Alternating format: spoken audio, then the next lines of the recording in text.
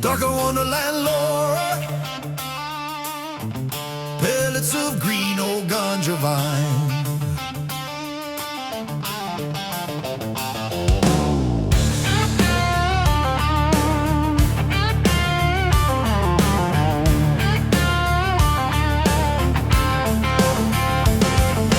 Bubbles round my little paws, defying mundane laws.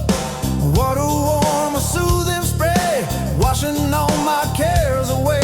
My mushroom sponge, a gift of fate, helps me scrub my furry state. No ordinary bath for me in Hazard County, wild and free. The purple light, it casts its glow on shadows dancing soft and low.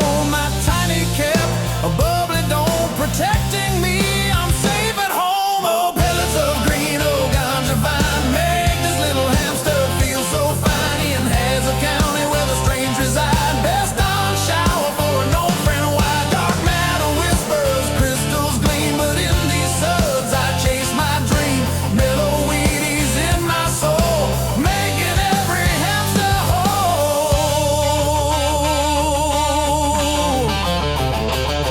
My tiny voice, a mighty sound, reverberating all around.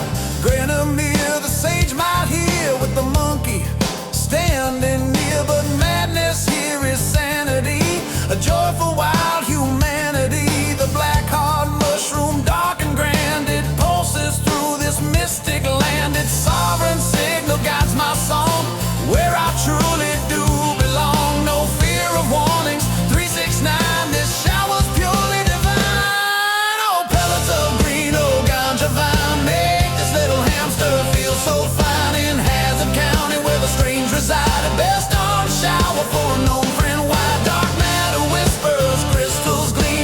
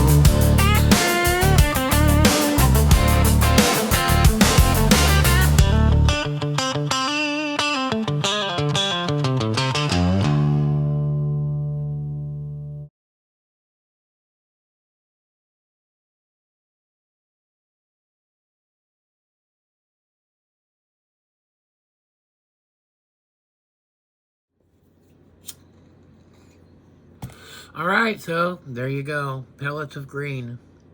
The Hamsters' epic shower ballad.